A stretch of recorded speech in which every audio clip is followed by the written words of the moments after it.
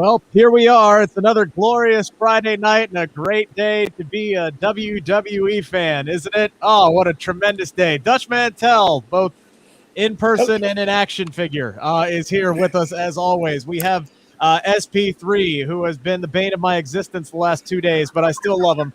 We can agree. We can agree to disagree on a lot of things, and I don't. We're gonna straighten that out tonight. I don't know how much energy I have left to try and straighten that out, but I will give it my damnedest, to be completely honest with you.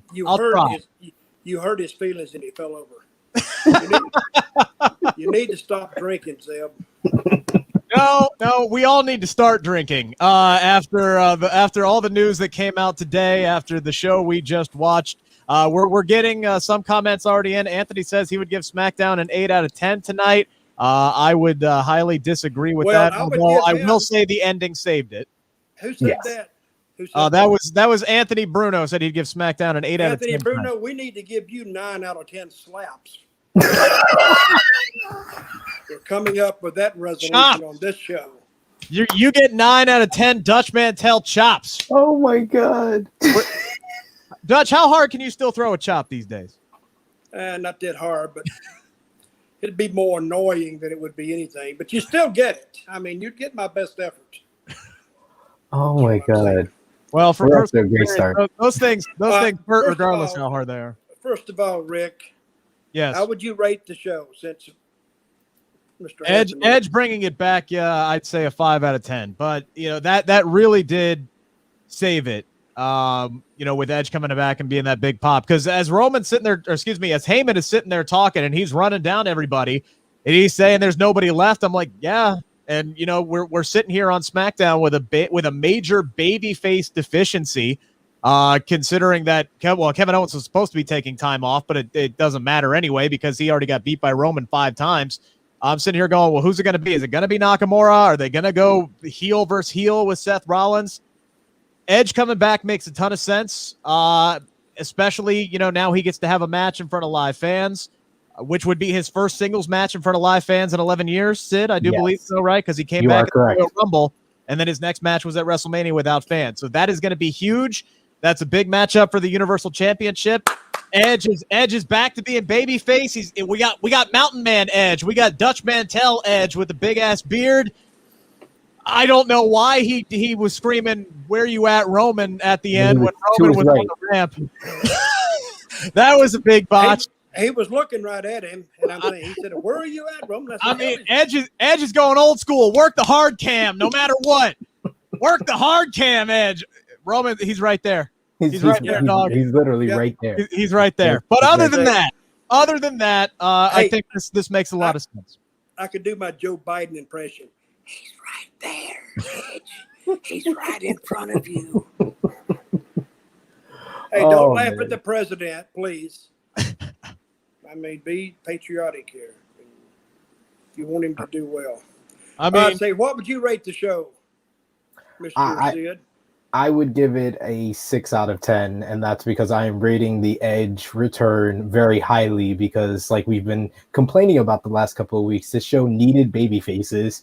I was wondering how Edge was going to come back as a baby face, but this fit well. The Heyman promo set him up to be the baby face coming out because this show needed something, because you couldn't just end the show with another Roman promo or Jimmy Uso coming out and being against him, because you're kind of retreading old waters. So Edge coming in, especially with the promo that we heard earlier in the night from Seth Rollins, it sets up a number of things. It sets up Edge versus Roman at Money in the Bank. It sets up Seth having a reason to go after Edge, which they've been teasing, online as the matchup for SummerSlam. So this gives Seth a reason to be upset with Edge. So they're setting the ball in motion for SummerSlam already here. So I like it on a number of different levels. Well, what I was thinking, since we're fresh out of baby faces, and we saw this a month ago, but I was thinking maybe that Dominic could make a return, which would have been better than. It wouldn't have been better than Edge, of course. Right. That was the best choice they had left that I saw, because I thought I've been reading that Edge went home or he's finishing up or whatever he's doing. But he did save the show, and I would give the show up to that point about a 3. I mean, the guys worked hard. Yeah. But the wrestling was great. The in-ring wrestling was great, but a lot of the things that happened on this show tonight was either retreads, the same stuff that we've constantly been seeing over and over again, badly written promos, and, just things that didn't make sense, including what happened with the women's Money in the Bank qualifiers, which we'll get to coming up here. And Sid, to your credit, though, yes, this does easily set up Edge and Rollins, which is the direction that they apparently are going to go. That's why Rollins went back there and said, hey, look, I want a title shot. Now here's Edge. Yes, it gives Seth the reason. But I would have rather, and I hope they tie this in, I would have rather Edge be the aggressor in going after Seth Rollins, because that storyline's already built. Back when Edge was on the no-touch list, Rollins literally threatened to kill the man. That's how he that's how he got John Cena to bring back the Authority. Like, that storyline's already written. Do you really need to have Rollins being jealous over a Universal title match to get this program going? The answer is no. Rick, do you think WWE thinks that we remember that or wants us to remember that? Come on. They pay attention to social media, which, by the way, is the only thing that they can pay attention to these days. And trust me, we'll get into this in a minute. They pay attention to social media. They would know that we want to see that because of that. There's history there. You got to play on history. Let me tell you a story, Rick. I was in Memphis, WWE. And they went and got me a bullwhip, because I used to use the bullwhip in Memphis. Yeah. And I brought it out on Raw. I don't know if you remember that or not. Yes, I do. SmackDown was the next night, and they says, "Oh, don't take the whip." I went, "Why not?" They said, "Oh God, yeah, you can't take the whip. It's like it's got it's got slavery written all over it, and God, they said corporate went nuts when I brought that whip out." I said, "Well, what do I go out without it?" And Vince said, "Yes, go out without it." I said, "Well, what do I say about it?" He says, "Pal." I never will forget this. He said, "Pal, just pretend it never happened." So I brought it out, made a big deal, and I was talking about Rusev, but he said, "Just pretend you never had a whip. Just act." What he was telling me is act stupid. So really, he was telling me just to act like myself and I'll be okay. But I'll never forget that. But that's one of the stories that people, they look at you and they say, "What? Did that really happen?" It really happened. There's a lot that where were we, guys? I was gonna say there's a lot that went down this week. A lot of people are getting their comments in saying they're happy to see Edge back. This was one of those things heading into this week. I'm sitting here and I'm looking and I'm like, God, they really need it. They got to turn somebody babyface. I'm thinking Sami Zayn would have been a logical choice here. And I thought maybe they were going there with his promo tonight where he's talking about how he's seen the light. But we'll get into Sami coming up here a little bit. But Edge coming back, flipping him back into a babyface does make a lot of sense. I'm excited to see these guys get their one-on-one matchup. And as I said earlier, it absolutely saved the show. Guys, do make sure to get your comments in. There's already plenty coming in. I appreciate all 62 people who are here right now. Make sure to engage with us as well. Get those likes and those hearts and those laughs up there, because it really kind of helps drive our traffic, the more engagement that we are getting with the show. Also, get your questions in for Dutch. We will bring up any question you have for Dutch. Does not have to be SmackDown related. I got a big question I got to ask Dutch later on in the show, or maybe we should just get into it today. Edge coming back.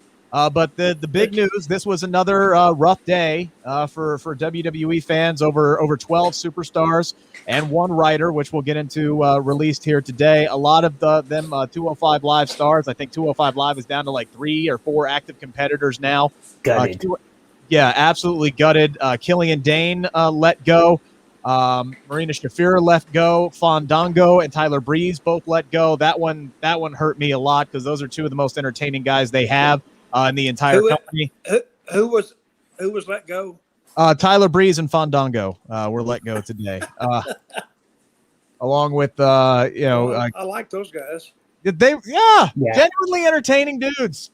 I'll never forget the night they came out as Emporium and had that big disco club beat of their theme music. That was these were just two guys who were immensely talented. And yeah, WWE totally missed the boat with them. Sid, and just another rough day to be a wrestling fan. Is now the releases hit round 3 here, and we're up to like 40 talents who were let go.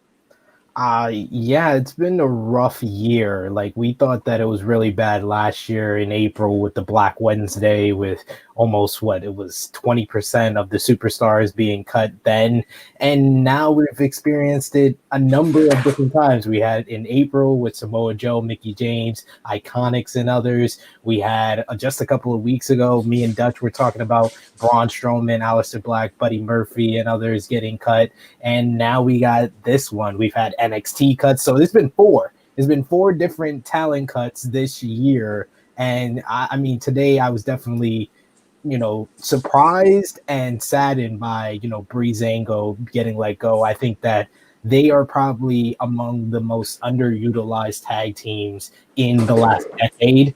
When you think about Fandango, especially the night after WrestleMania 29, I know Dutch talked about, him getting hired before WrestleMania 29, so he could probably say it better. He was in the building that night, the Raw after WrestleMania 29, with the crowd just being behind Fandango. I was there, and I took the train home, and literally people were singing his song on the train from, like, if you were going from Jersey to New York, they were singing it the whole time. No one has probably been that over and not gotten a push outside of like Zack Ryder. And then Tyler Breeze, when you think about the OG WWE Network NXT, I don't think there was another gimmick outside of like Bailey that was like seemed like it was tailor made for the main roster. Tyler Breeze was Rick the Model Martel meets the OG Heartbreak Kid Shawn Michaels, and they just blew it. They literally blew it from the minute he came on the main roster. They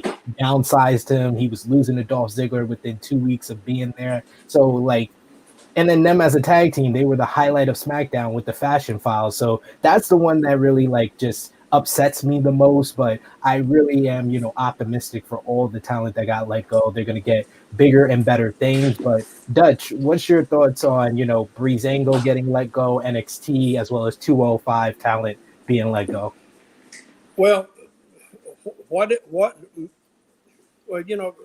talent getting let go is it doesn't surprise anyone, but it's the level and the amount that WWE has been letting are released. What's the reason for it? Of course, a while back we said they're probably on the verge of being sold to somebody else, but I haven't heard anything like that in the last couple of weeks. So I don't know why they're doing this, because I don't think they're giving them a chance. And NXT, who they send back down to NXT? What's the kid's name? Baylor. Oh, Finn How do you say Finn Balor. Baylor? Yeah, he was there. He was there for Finn a while, Balor? but yeah, Finn Balor. He was there for a while, but we haven't seen him since he lost to Karrion Kross for the Now, second time. you mentioned Samoa Joe. He's coming back, right? He came back. Yeah, He's Triple back. H was coming back. Yeah, Triple H nabbed him up real quick and brought him back as a special enforcer down in NXT, crushing it so far in his first 2 weeks back in NXT. So that was smart. So there's one guy that they have brought back. He's a great talent. So I don't know the reason behind it. I'm not Vince. Vince makes these decisions, I guess, with his advisors or whoever they would be. But there's a reason for it, and it perplexes me, so I don't have an answer for that. I mean, this is something, Dutch, that, when you first started doing the show, you asked, how can you guys book this show when you have, so many talents, when you have 80, 90 people or whatever it was under their roster. I mean, they have cut it deep. They have cut it so deep that they're now trying to write themselves out of a corner in their own women's division on SmackDown. Go ahead, Dutch. Well, they got the talent. I mean, they're overrunning with talent still. But yet, how many people were on the show, Sid? 12? I think it was 12 or 13. I want to say with Edge that made 13 on this night. 12 or 13 on the show. Yep. So I don't get it. I would like to bring one thing up. I think, what's her name, DeVille? Sonya, yeah. Oh, yeah. What an outfit she had on. Everybody wants to talk about Seth Rollins looking good in suits. Sonya slays everybody on the damn roster wearing a suit. I agree. Oh my God. Crushes. Come out there, I went, and you noticed her. Oh yeah. The only thing is noticeable is Bianca Belair's lipstick. that kind of jumps at you too. So it does pop. It does pop for sure. Guys, make sure to get your comments in. Anything you want to talk about the releases today, we'll bring them up. Sid, do you want to get into this now while I still have a little bit of energy left? Because this is. Yeah, I think by the time you go through all the segments before Edge's return, you're gonna be out of it. So yeah, I think we should get it in early. Oh my goodness! All right, so the biggest news that came, the first release that happened today, was a young woman, by the name of Kenise Mobley, and if you're wondering who that is, she was a writer brought in by WWE, wrote for the Tonight Show. Was brought in, had success on a national level as a writer, and was brought in to write on Monday Night Raw. Not like the head writer, not like the lead writer or anything like that, but was brought in to be part of the team in the writer's room for Monday Night Raw. She did a podcast this week where she could not correctly identify the WWE champion. Didn't know if it was Bobby Ashley or Bobby Lashley. Pretty much flat out admitted that she did not know much about professional wrestling. And my God, did the internet lose their damn minds like this is something new that WWE has done. It is not new. They do this on all levels across the board, from talent to writers to maybe not producers so much, but they bring in people, athletes, wrestlers especially, who have no background whatsoever, maybe have no knowledge in wrestling whatsoever, all the time, been doing it for decades. But rarely though. But she admits that she doesn't know anything about professional wrestling. Everybody loses their damn mind. And now today WWE releases her, but says it had nothing to do with fan backlash why they released her. Nothing. I have a major issue with this. Sid does not. And we have been arguing for, roughly 48 hours straight, Sid? Pretty much since this. I still love you. I still love you. I'll probably get heated here because this is something that's personal to me. Like this, I have a personal connection to this. What is that personal connection? We need to know that. Okay, the personal connection here is because he's biased, Sid, already. I can tell. So this woman, listen, you're about to get a mistrial here, Rick.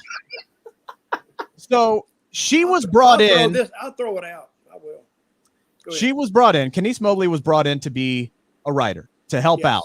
Yes. In the writer's room, to help out create characters, to help drive dialogue, things like that, to help out the people who know professional wrestling. People lost their damn minds because she didn't know professional wrestling.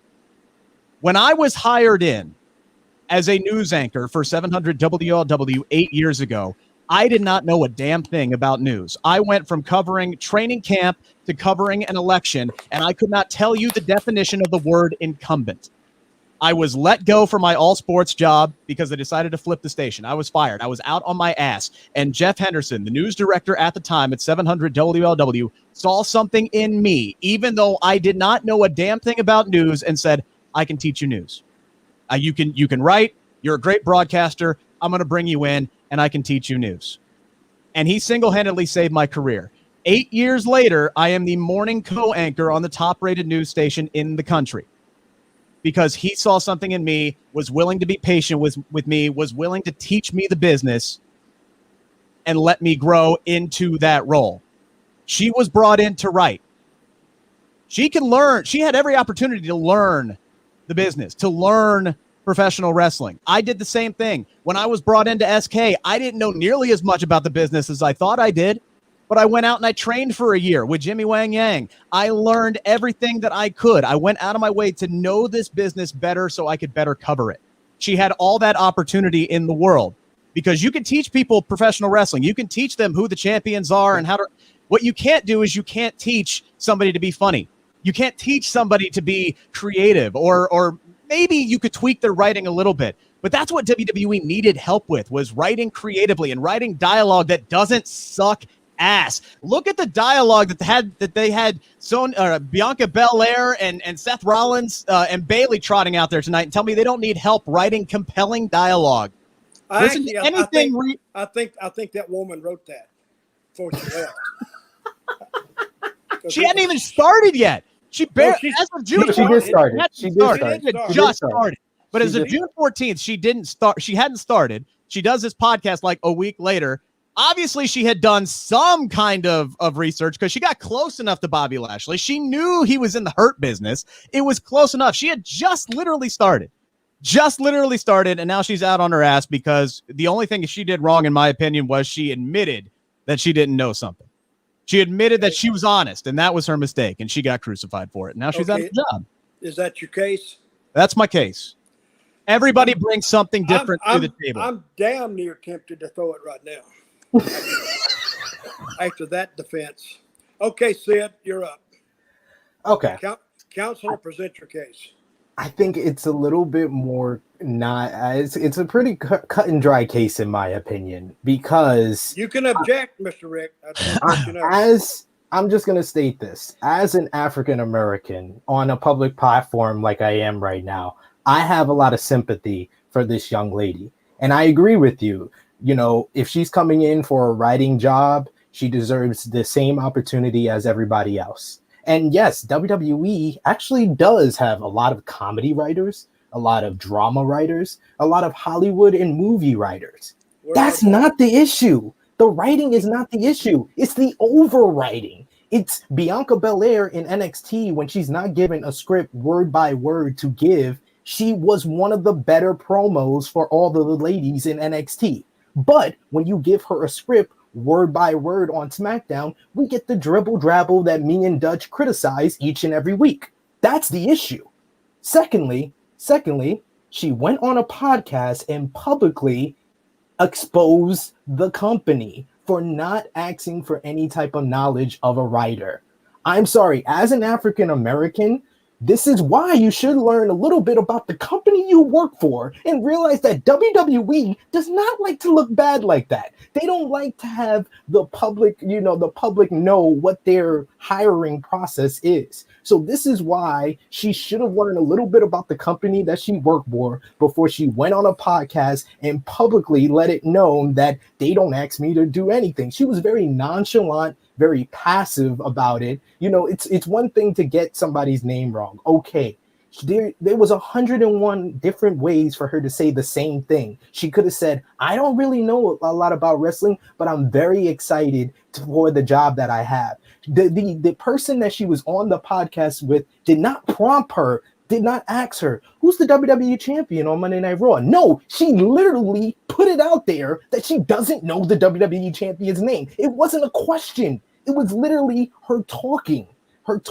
And when you're an African American and you're given that opportunity, you need to be on your P's and Q's. As an African American on this stage, I know I can't always say the things that Dutch Mantell, a wrestling legend, can say. I can't say the things that you, being on a radio show, being a wrestling journalist for the number of years that you have, I can't say the same things that you can say. I need to be on my P's and Q's to take advantage of the opportunity that I have on this platform. And she needed to do the same thing. We, as a fellow African American, I expect more from her. She needs to be smarter than do what she did on that podcast. It's all about the issue with that podcast. I want her to have that opportunity. I want her to learn in the role that she is, but she made a dumb decision. And it doesn't matter if she's white, black, green, or gray. People were going to criticize the words that she said on that podcast.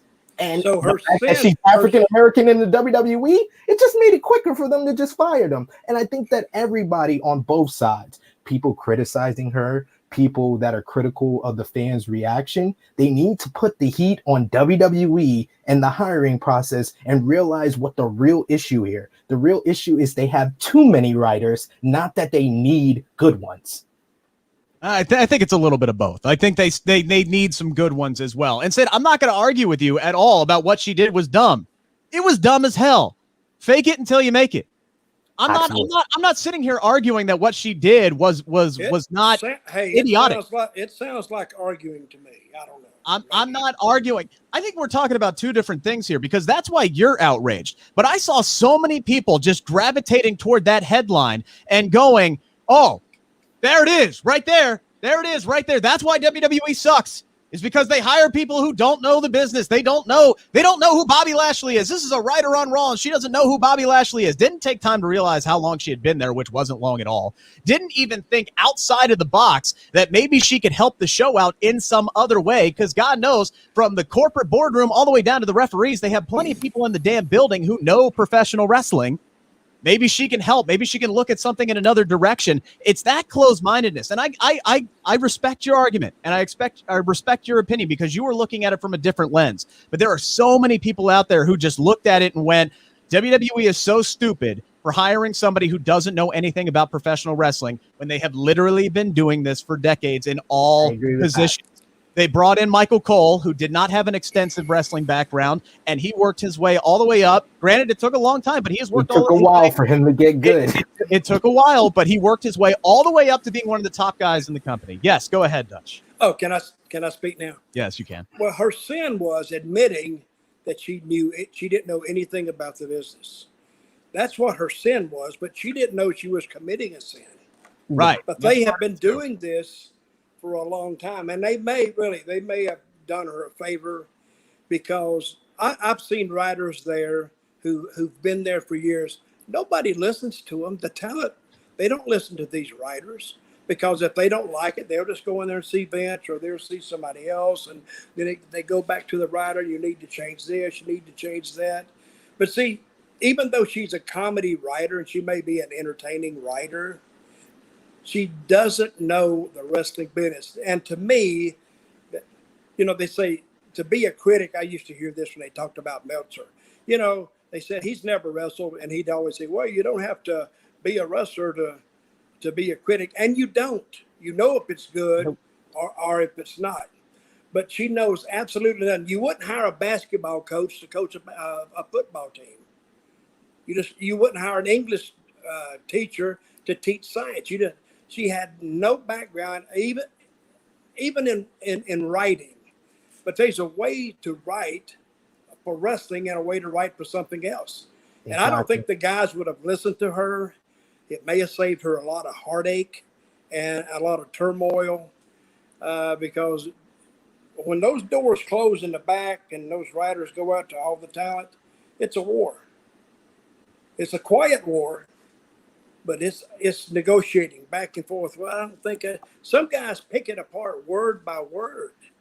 I don't think I'd say this and that and that, and And then the writers, they can't defend what they've said, and they say, well, they'll go see Vince, but they don't want to go see Vince because that is admitting a weakness.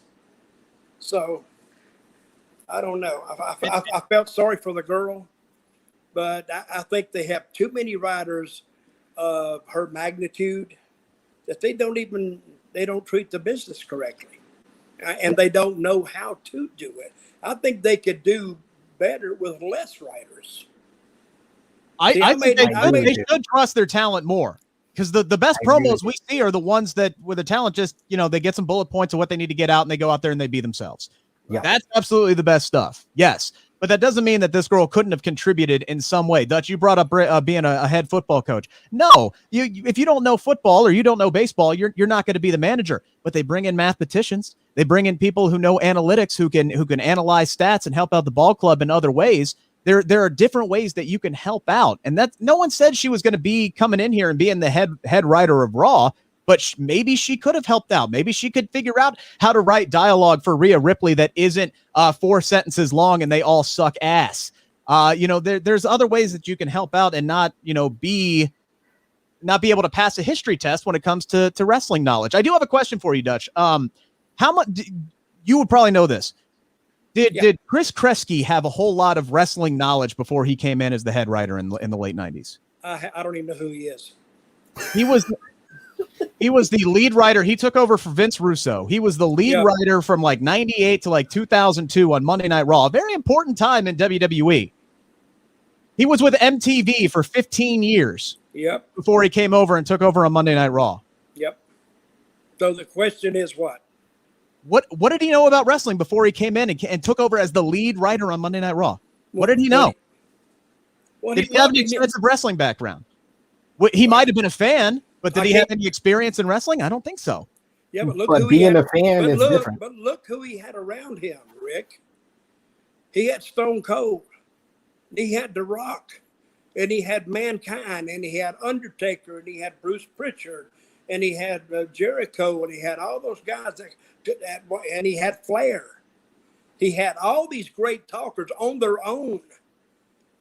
So when he brought a script back for them, that they would look at it and they would change it to meet their needs or to make it fit them. But this is what this girl and none of the writers have. They don't really have these guys who really, I don't think a lot of these guys don't even know their own character. I mean, I think Sami Zayn knows his. Yep. And KO knows his. Yep. The top guys know their character. But you look at Edge coming out there tonight, after all the time he spent getting the Edge character over, people, well, I know I was excited when I saw him when he came down because you know what the guy is. And he didn't have a writer getting him over. A writer probably wrote a lot of his stuff. But I think this girl, I hated it happened to her. And I think she would have maybe not had a good experience if just left alone. But her sin was admitting that she got hired without any prior knowledge of the wrestling business. And some of these wrestling fans, they take that as an insult. Oh, the gatekeeping was hot and heavy, man. Oh my God. Stay away from my wrestling, man. Don't touch it. This is the worst thing I've ever seen, somebody said. No. Maybe or may not. They may or may not work here. Worst thing I've ever seen, they said. And I just had to laugh. I'm like, they've done this stuff before. They've done this stuff before. Sometimes it works out, sometimes it doesn't. But I don't see this as a big deal because I can look at somebody and go, they can help out in other ways. And you can teach wrestling. Well, let me say this. That Bianca Belair's interview tonight, I don't know who wrote it, but I think this, what's her name? Mobley lady. I think she couldn't have done any worse. No. Because the interview was just horrible. Oh yeah, no, all the promo exchanges, like the deliveries were good. They did what they could with them, and that opening segment, man, it was just, it was cringe. It was some of the worst stuff. Some of the worst stuff. I'm just like, please, dear God, just get to the dang match. But the good thing about it is we've seen this before, and it'll last a while, and it'll last till you see something you like, and that's what WWE is doing now. They're going through their bag of tricks to see what they can come up with and engaging the audience. It's going to be a different story when they go live in 3 weeks because now they'll have real fans and they'll put that ear and they'll start listening to them. And you'll see a lot of big changes coming off that first week. Yeah, because I would think, and Dutch, obviously you haven't worked through an era like this where literally your only gauge is social media, but we know how toxic social media is where everybody hates everything. This whole year, these last 18 months have had to be almost impossible for the company to really properly gauge who is over, who's doing well, and what the fans truly do like. Yeah, they're guessing because they don't know. They truly don't know. Now they're still selling merchandise, but I don't know how much they can tell from that. What they tell from that is going to the live events and seeing what's selling. And sometimes if a guy's selling a lot of stuff or a girl is selling a lot of stuff, they said, okay, there's something there. Then they get behind them because of just the amount of merchandise and the money they're bringing in. So what did we think of the mixed tag team match? Once the terrible promos were done, the microphones were down. Sid, what did we think about this one? I thought the matchup was good. It was pretty good action. All these guys and girls, they work well together. Bianca and Bayley, as well as Seth and Cesaro.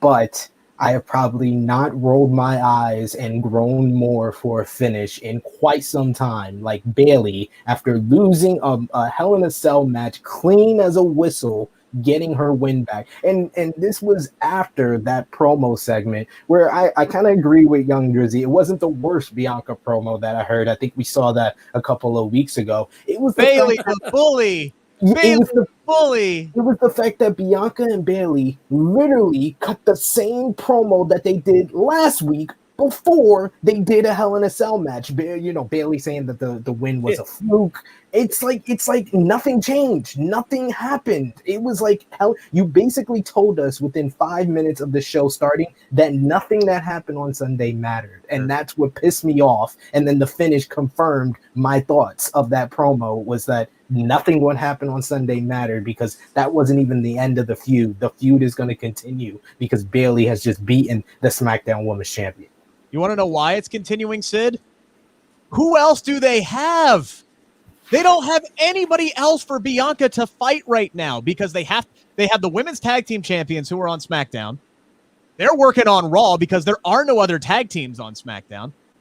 Sasha Banks is still MIA. You need 4 women from SmackDown to go into the Money in the Bank ladder match. They don't have anybody else, so of course they have to continue the damn feud. Where is Sasha Banks? We haven't seen her since the SmackDown After Mania. She was asked what she thought about losing her title. She rolled her eyes and she walked away. Been gone ever since. Been gone ever since. So nobody, I don't know. So she just left. She couldn't have just left. Well, I mean, she's still with the company, but she just walked off. They took her off TV. They obviously have something cooking down the line. She's going to want to get her receipt against Bianca. I think it's probably going to be Bianca, Sasha. I thought maybe Bailey would be involved as well, but I don't think so now that Bailey looks like she's going to get another opportunity at Bianca. And I'm not mad at it because these two work well together with one another. But this is the same thing that happened later on in the night. It's another thing where WWE is trying to right themselves out of cutting the roster too deep. How badly could they use Chelsea Green right now? How badly could they use Mickie James right now to step up to Bianca Belair? Laura Von Ness, the hot mess, Laura Von Ness. Yes. We invented that by accident in TNA. I mean, in Impact. Because she had the wedding, and then it got all messed up, and she was left standing at the altar. So the next week we were going to do an interview with her, but we found her still and I told her, stay in the dress, start crying, bawling, and her makeup was all messed up. So when I went in there and I did this interview, I said, well, you're going to stay, Laura Von Ness, for a while. I want you to wear that wedding dress every time you go out there. And she got over with that. She really did. Yeah. I actually loved that character because, you got to have characters like that. The people loved her because she was a pretty girl anyway. And when she went out there with her makeup smeared and she'd been left at the altar, people felt a certain type of kinship with her and they liked her. So first of all, you got to, like I said before, you got to touch them in the heart and they like that girl. And when they like somebody, you can do anything with them. Yep. It's true. Yep. I mean, the only thing I can think of is Becky Lynch is really returning sooner rather than later. But, I mean, I don't think she's going to be back until live crowds are there. But they cut the roster deep. You only have 7 active competitors right now, technically 6 because we haven't seen Sasha. You really could use a lot of these women that they just needlessly cut. You could use Ruby Riott right now. She would be great in the Money in the Bank ladder match. Sure would have. I love Ruby Riott. I like those girls with character, and I don't know. Maybe I got it all wrong. They literally don't have enough women on the roster to do Money in the Bank qualifying matches, which is why Sonya came out there and just said, here's Carmella. She's in. Even though she just lost to Liv Morgan 2 weeks ago. Liv screwed up tonight. She said last week. It was 2 weeks ago. Yes. She comes out. Liv, though, to her credit, is pissed off. That writing at least made sense. And then she was like, all right, give me an opportunity. And then she beats Carmella again, clean as a whistle. And then we don't even know if Liv actually got in because they didn't make it clear enough. They did not make it clear whether or not Liv Morgan got in. I didn't see a graphic. We said they had Cole afterwards saying, well, did she do enough to get in? I was like, didn't Sonya just say you beat Carmella, you're in? Like, what the hell's going on? I think that's enough. It's bad. It doesn't make sense. It's bad. They need more women on SmackDown. Mia Yim is apparently a member of the roster, but we haven't seen her in God knows how long. This is WWE cutting. They do this in radio all the time. When they do these massive cuts, they just cut deep, see where they screwed up, and then try and bring people back in or bring in some new people to up. They got to know they need more women on SmackDown because none of this really worked tonight because now you're continuing a feud. that has no business continuing, and you don't even have enough women on your roster who are there in the building to build up your Money in the Bank ladder match. Well, can I do my Joe Biden impression again? I had nothing to do with it. No, that's not funny. Don't laugh at our president. He's doing the best he can. So anyway, I didn't like the first match. Actually, I like Bailey getting the pin. I like that. What was the second match? What was the second abortion? The second match after that was all the way later on in the night, like right around 9 o'clock, was Big E versus Apollo. Because in between all that, we had Kingsuke, his coronation tonight, and we had a lot of Rollins going back with Sonya Deville and Adam Pearce, and then then we finally got to the Money in the Bank. What did we think of the coronation of Shinsuke Nakamura? Obviously, Dutch, you were a huge fan of that tonight. Oh man, I fell out. I really did. I was screaming, dancing around. He just put a crown on after the guy banged on that guitar. I'll tell you what, the guy, what's his name? Boogs. Rick Boogs. Rick Boogs. He's getting heat with me playing a guitar. I would. They can make him a heel, but they didn't do anything. There was no announcement or this. And they just put the crown on him, and then they did it for. Then they interviewed some more people and went like that, and that was it. That was the worst thing. And then who was the next match? They went to the ring, and all of a sudden you got Nakamura and that Books guy. They're just gone. They got all that stuff out of the ring and took off after they showed you putting it all in the ring. Right. Somebody else, you would think it would still be there, but no, they was no.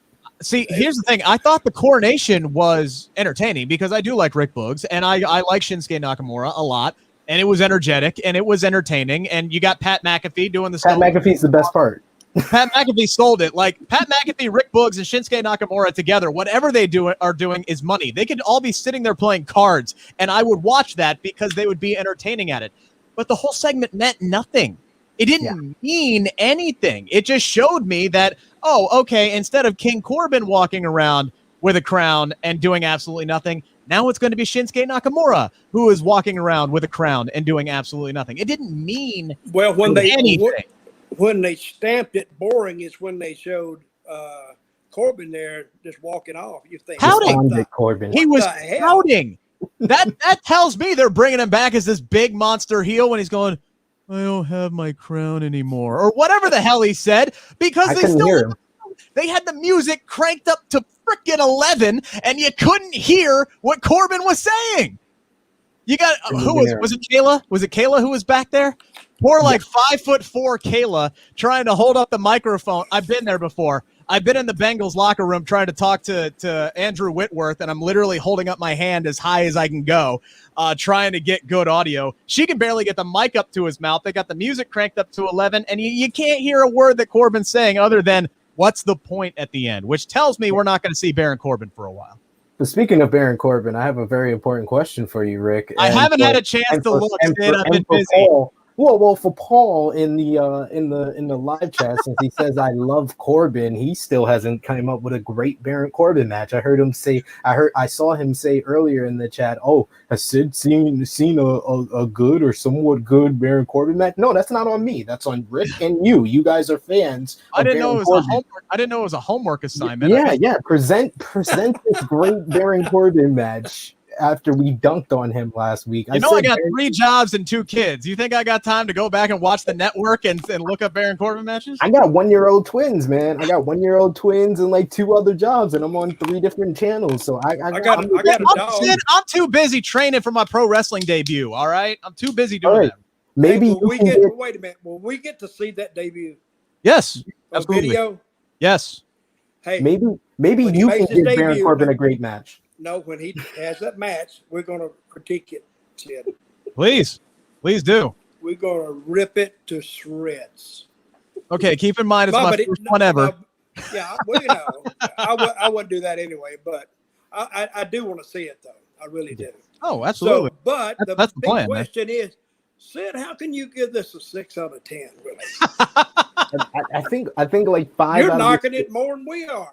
5 out of 6 is because of Edge. 5 out of 6 of it is because of Edge, and the Okay. wrestling was good. How many points did that bring it up? 4.5? No, 5. You give it a 6. I gave it 5. If Ed brought it was 5, he had it rated as a 1. It was a 1 before Edge came out. It was really. And then I liked all the wrestling on this show. The wrestling is good. The performers is never the issue. It's the booking and the creative, which goes back to my other argument about that. There was one thing that really bothered me in the opening matchup. There was one thing that really bothered me. So Bayley's working heat in the middle of the match. She is desperately trying to keep Bianca away from tagging Cesaro. And then she gets hit with the Hope Spot shot. And then Bayley starts going to her corner to tag in Rollins, which in this matchup negates all of the work she just did to keep Bianca away from the other corner, because the second either one of the guys gets tagged in, they have to leave. Yep. So you're trying to keep Bianca from tagging Cesaro because you don't want Rollins to come into the match, and then you turn around and try and tag Rollins anyway. The whole thing didn't make sense. And then once Cesaro got tagged, you had Rollins still there in the corner holding out his hand. Like, he forgot the rules of the match. I don't know if they did that on purpose, but that whole segment, I'm just like, oh, God, that was bad. We forgot we're in a mixed tag match. They didn't do that on purpose. They were just lost. Yeah, that I don't know why. That just it would have stuck out made to more me. sense if Bayley was running from Bianca and tagging Rollins in, and finally he gets tired of it, makes you stay in there. Yeah. Then at least you have a little heat with the heels over there, and you might build something off of it just for the end of the match. But at least the right team won. Yes. And would take it from there. I actually, no, sorry. I thought we were talking about another match. I don't know if the right team won or not. I would like to see Bianca fight somebody other than Bayley at this point. But again, you don't have anybody because you fired everybody. The second match that we saw tonight was the first Money in the Bank qualifier for the men. First Money in the Bank qualifier, but the 14th match for Big E and Apollo. You guys realize that Big E hasn't had a match without Apollo in it since March? Yep. It has literally been Big E and Apollo every week. The matches are always good. Don't get me wrong. Obviously, these guys got a lot of chemistry with one another. I brought up a point a couple of weeks ago that Vince, I read this now, that he has decided that no matches should take place without a reason. Right. But yes. But hell, all these matches had reasons because it got like a 2-month history behind them leading up to this. But you get tired of watching the same stuff. Yeah. At least with AEW, they're going to have a lot of talent to pick from. But at least you see different people on that show. Yeah. I mean, you see people you've never heard of before. Right. And I guess I don't know what they're doing. Some of them will get over, some of them won't.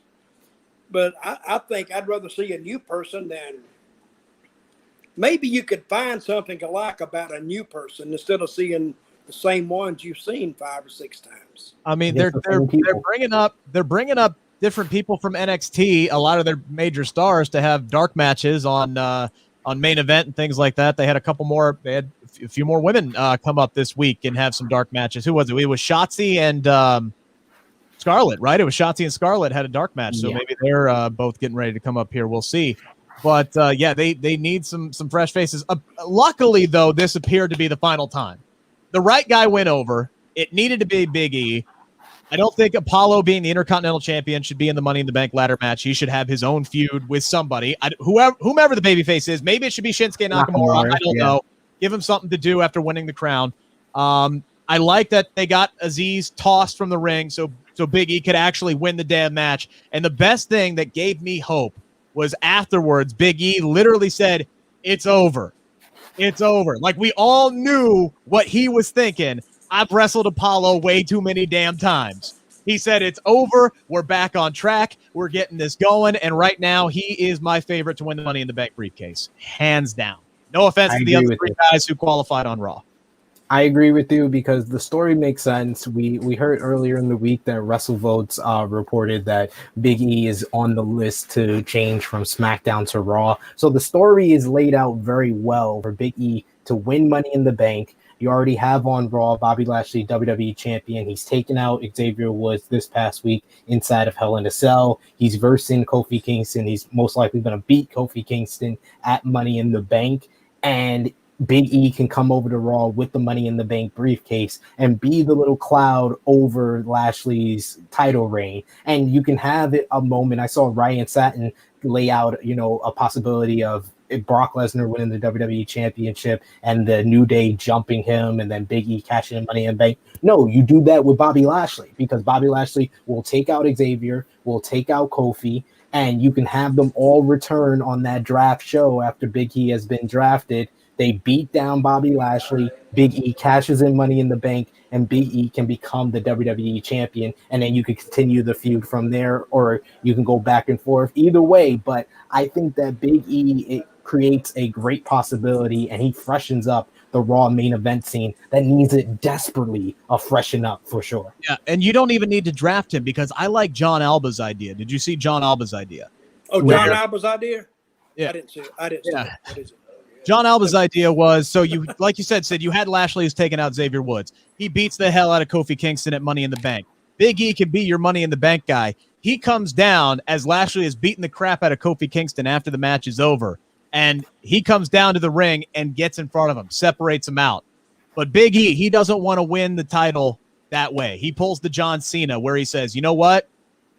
You attack my boys. You made this personal. Me, you, SummerSlam, let's go. And then E beats him clean as a whistle.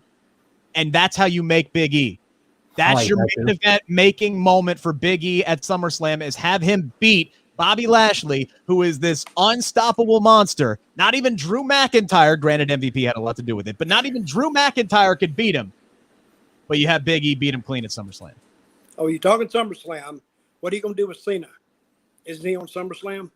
Cena and Roman. Cena, Roman, Edge, and Rollins. That seems to be the direction I'm going to go. I don't like it, but we'll go with it. You don't like Cena showing up to? No, I'm just kidding. That's okay. That's what you hear in the booking room. I don't like it. What would you do different? I don't know. Let me go drink some coffee, drink a little beer or something. I'll come back to you. When will you be back? 3-4 hours. I'll be back. Once we're an hour into the show. Yeah, just keep working on it. I'll be back. So I've seen us sit around the table, a committee, and I may have told you this before. If I have an idea and I pass it to Sid, and Sid passes it to Rick, and Rick passes it to somebody else, but like a whisper, it goes around the table. When it gets back, sometimes the people in the match have even changed. It don't even make it around the table before everybody throws their stuff in it. That's why I hate committees. And especially committees like writers, like you were talking about, Rick, who know nothing about the business.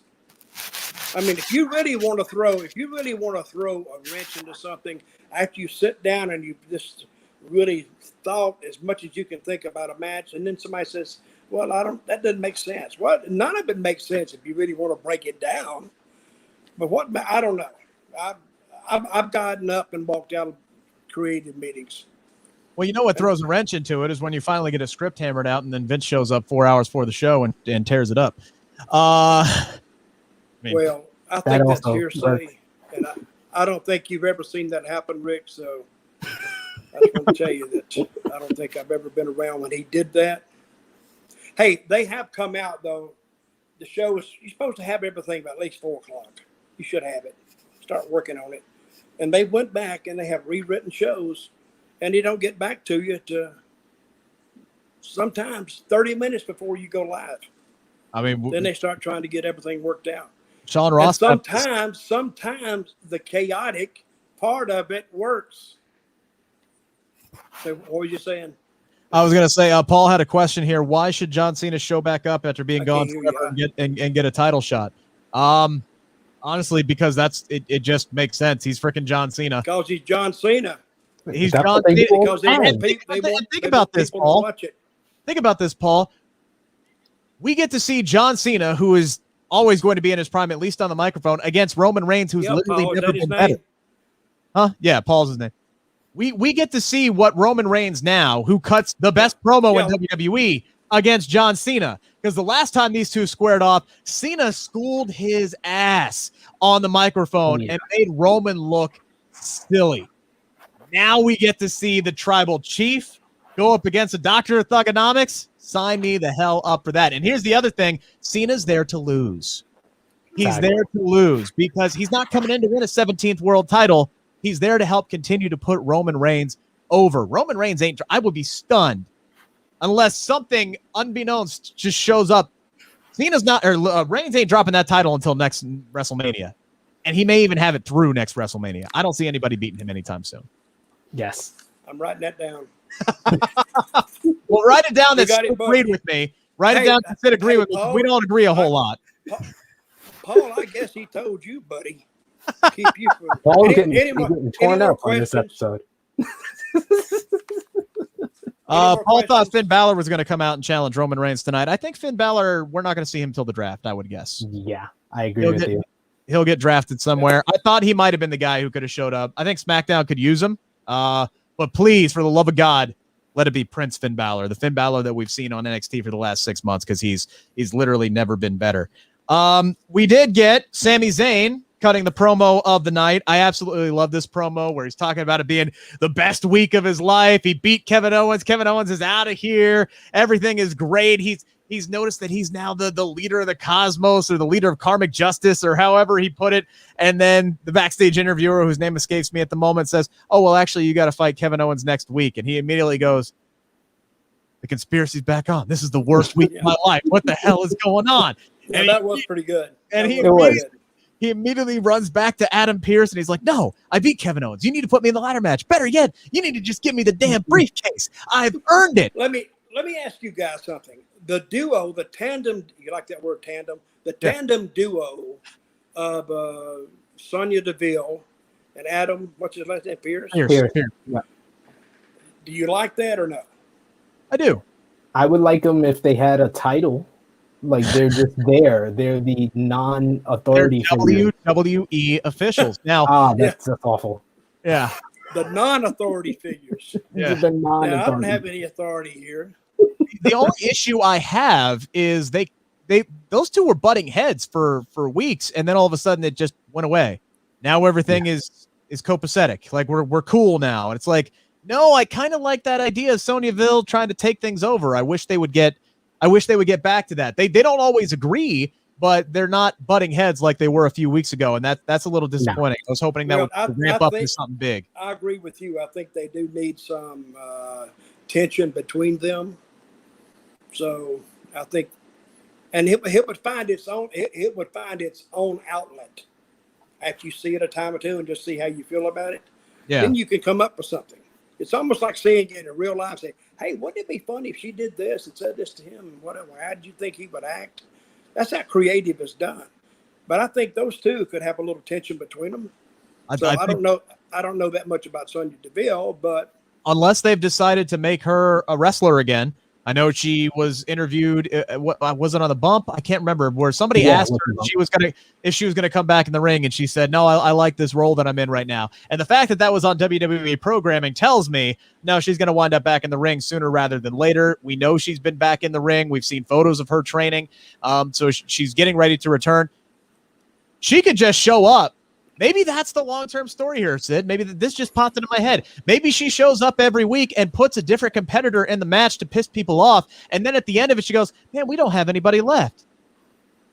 I'm going to put myself in the damn match." I think she winning Money in the Bank would be the best choice for, especially on SmackDown. I think she would add a lot. She's a great character. She was probably one of the better heels all of last year. So I think that would work. Hey, Rick, that's a good idea. Well, I hope that's the one that they're going with, because otherwise, that is actually creatively writing yourself out of a corner that you didn't need to back yourself into. Rick, you see this enthusiasm you have when you start talking about this? That's what creative needs to have. But when I was there, and I loved all these guys, Vince was always good to me, but the creative didn't have that. They were walking around like broke down dogs sometimes. And you could tell how somebody walks if they're kind of depressed or not happy, because, Vince would lay the law down to him sometimes. And it's this company, he can do that. Sure. But you want these guys to be up. And sometimes in your case, you said the girl writer that what was her name? Kenichi Denise Mobley. Mobley. She didn't know anything about wrestling. The writers didn't either, but they were learning. Sure. So, but it was a tough road to hoe. But still, I'm gonna go back to our little debate here. I think you need to know a little more about wrestling. And I also think that if you just necessarily rule somebody out because they're a wrestling fan, you're cutting off probably half the good writers in the world. I didn't say Because writers should enjoy wrestling on how it's put together. Sure, absolutely. So, if you can find a really talented writer who also knows wrestling, yeah, hire him in a heartbeat. But I don't think you should disqualify somebody because they may be a very, very talented writer but don't know anything. What if you have somebody who knows something about wrestling but can't write worth a damn? Isn't that the same thing? Isn't that the same thing? How can you write a wrestling show if you know wrestling but you can't write? Yes. Then you wouldn't hire them to write. Hell, they hire people to wrestle. They can't wrestle. That's true too. That's how to prove my damn point. But none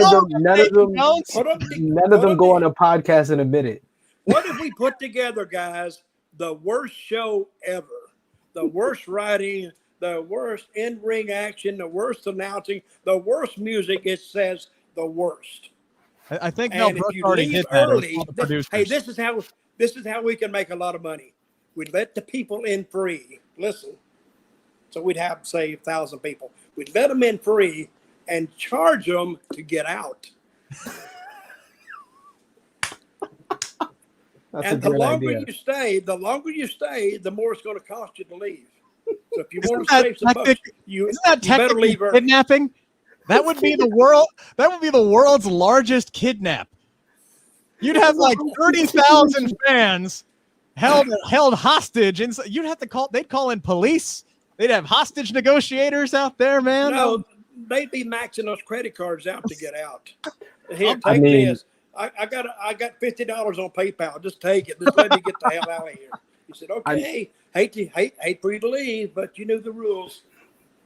I mean, I hate to use kidnapping as a transition on this point, but this week Sportskeeda Wrestling spoke to Alberto Del Rio, Dutch Mantell, who you that was your charge. How did that idea for you to manage Alberto Del Rio? How did they pitch that to you? One guess. Who do you think? They just came up to you. They said, "Hey, you're managing Alberto Del Rio today." Yeah, but the idea was Mr. Vinny's. Vince? That was Vince's idea? It was Vince's idea. But like, they put us together, and remember, we hated each other. Yeah. I would call him Alberto Del Rio. He was a damn coming across the border and sneaking in and stealing, and he hated me, and then I leave because I had a leg problem. I broke my leg, and so then when I come back, they had this great idea that I was going to walk out and be his manager. And I knew it wouldn't work, but remember, I may have told you guys privately or something, sometimes you can know too much. Yeah. I couldn't go up to him and say, this idea sucks. But you can't, because it's his idea. Right. It's Vince's idea. So now you got to find a way to make it work. So I was trying to get to him and tell him that there's a way out of this to actually put me back with Swagger, so we both team up on Del Rio. Now it looks like a setup the whole time. Right. Yeah. See, the story was I was laid up and nobody cared about me, and Jack didn't call. The only person who called me was Senor Del Rio. He called to check on me out of the goodness of his heart. So I took that idea and I said, hey, when I get out of here, I got an idea for you. I would go help Del Rio. And it looks like me and Jack have split up. But the idea I had is we get out of the ring one night and, Del Rio's in the ring and Jack comes out there and jumps all over me. He's just from the top of the ramp. You son of a whatever, you led me down. You told me this, that, and you told me you were dealing with this renegade in the ring, blah, blah, blah. and I was on a crutch, and Jack comes down there and kicks the crutch out. Now Del Rio comes out to defend me, and he backs Jack up the ramp a little bit. He said, "Hey, amigo, if you want to fight somebody, why don't you fight somebody who will fight you back? How about me and you right now?" And Jack said, "Okay, you ready to go?" And right when he turned around, I pick up my crutch and I lay out Del Rio. And me and damn Jack just go to town on him and beat the crap out of him. Now, it was a setup from the beginning. So, and that would have worked because me and Jack as heels, we had heat. We had a lot of heat. And Del Rio, I think he was better as a babyface, tell you the truth. I liked him as a babyface. But anyway, it was Vince's idea. God bless him. It didn't work. So, but it wasn't my idea. Feel free to get your questions in for Dutch as we come to a close on this show. Didn't get it out. How do we feel about a last man standing Money in the Bank qualifying match next week between Kevin Owens, who said on Twitter he was taking time off? Apparently it was only a week. I guess he got the old phone call. Hey, we need you back for one more match with Sammy. One more match with Sammy. I do believe Sami Zayn should win this match next week, by the way. I agree with you. I think that this plays into Sami Zayn's conspiracy. I don't like it. No? Why not? No, I'm just disagreeing. You fall for that every single time. Yeah, I don't like it. Someone has to. That's what creative does. I don't like it. Well, what's wrong with it? What's wrong with you, son of a? No, but I think he should win. Yeah, I like it now since you threatened me. So, I mean, I think you almost need. Do we have a heel in this match yet? Do we have one? Because I mean, is John Morrison a heel? I mean, I guess he kind of is. People kind of, I don't know. He and Miz can kind of tween sometimes back and forth, but yeah, I guess. Not if you watch their segments every week. No. I mean, if you watch Miz TV every week. Orton's a tweener too. He beat Orton. I don't know if Orton's a heel or a babyface or what's going on there. Is Riddle a heel or a babyface? I don't know what's going on there. To be Riddle's a babyface. See that's the problem when you're debating on who's the heel and who's the babyface. You got a problem. There's a lot of that on Raw right now. It used to be when a guy, as soon as he walked out of the dressing room, you knew what he was. Because the way he looks, walks, carries himself, it all told you that he's a heel. Then the babyface comes to ring, the shining knight on the white horse. He's a good guy. But now if you got to go in there and watch him for 2 or 3 minutes to figure out who you like or not, you might just pick, well, I like this guy because he's got red on. Or I like the other guy because he might have green on. I don't know. But that's one of the reasons that wrestling has changed over the years, and not for the better either. All right, the last match of the night was Jimmy Uso going up against Dolph Ziggler. And my God, my kidneys hurt after watching him take that zigzag into the steel steps. I literally screamed about 6 expletives involuntarily when I saw that spot. Tough sumbitch, though. He continued the match. He ended up winning. The super kick to get the win was a little anticlimactic. Roman Reigns, though, just totally no sells it, deadpans it, just says, I don't give a damn, walks past him, and of course that sets up the big edge finish at the end. So Jimmy trying to earn some respect to the tribal chief, and I don't think he accomplished it tonight. Well, that made him a bigger heel than what he was. He's a bully. He doesn't give anybody proper credit. That's his family. He's talking about keeping the family together, but then kind of dismissed him and went to the ring. That's why when he got in the ring, I thought maybe Uso would come and answer him somehow. But I don't think that turn is going to come till they go back on the road. Yeah. Because there's no need to. It'll be dead by the time they go on the road, the way they're doing things. But if they do it and give maybe Roman something to do to get to SummerSlam, I think they'll be in good shape then, I hope. You know what I like, Dutch? You said Roman Reigns is a bully. You know, the one thing that we never hear anybody call Roman Reigns on television is a bully. It goes back to Bianca. But you can't call him a bully because Bailey is a bully. Right, exactly. You don't need That's my point, though. You don't need Bianca saying, "Oh, you're a bully" over and over and over again. We get it. We know the mannerisms. We know the attitude. We all know what an asshole looks like. All right, we don't need you to tell us what it is. We don't need you to tell us what we're seeing. That's a writer's job. Exactly. I just thought I'd bring that up. Well, maybe they should bring in more out of the box writers. No, they should have less. All right, gentlemen. Anything else you want to get off your chest tonight? Okay, one more thought. They only had 12 guys on the card. Back years ago in the territory, you had one guy tell them all what to do, because 12 guys is not an overload. I mean, we did that every night. But here they probably had 4 or 5 writers and 4 or 5 agents and producers, and I think it's overkill in the back. Because you don't know what one agent has told the guys to do or allowed them to do when another agent hears the same thing, but he doesn't know the other match is doing it. So now you've got to coordinate the stuff. You can't all do the same stuff. So, but anyway, and I have nothing else I want to talk about. No more story time with Dutch tonight? Nothing, no story you want to tell? Well, no clean stories. You know what we need? We need Dutch after dark. That's what we need. We need Dutch after dark. We'll come back at midnight and we'll just tell all the R-rated stuff. Well, if people want to hear stories, they got to remind me of stuff. They got to write stuff in. Hey, what about this? And what about that? And what about the other? And then when I get to talking, it's like taking a trip. When you take a trip in a car, you just start talking. And then somebody said, well, how did that work? And how did this work? And that's why when you was in the wrestling business, you had to travel with people who were good talkers or good listeners. Because if you went to travel with somebody and they didn't talk, that is one boring trip.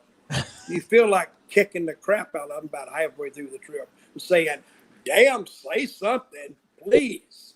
I'm going to sleep over here. But one final comment here from Eric. Eric, that was a phony account. Don't fall into that. They did not announce Becky was coming back next week. And if WWE did that, if WWE spoils Becky's return, they're idiots. They are absolutely idiots. I don't care if they advertise John Cena or anything. You wait until Becky Lynch is back in front of fans. Don't announce it. Don't even let it sneak out. You bring her in through the back with a hood on her head to keep anybody from seeing her. She should not even she should wear a mask at the airport, all right? Nobody should spot her anywhere close to an arena. And because I want to hear that pop with the live fans when she comes back. Just have her drive to L.A. from New York. There you go. Yeah, don't fly because you can't wear a mask on the plane. Well, I guess you could. You could put. Well, you're still required to.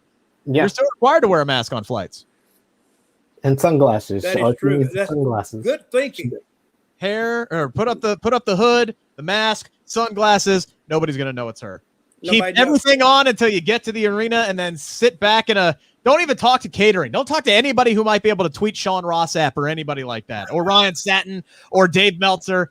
Keep her hidden and locked away, and then boom, hit her music. You know how they keep that quiet? They don't bring her in to right, but she's ready to go on. Yeah.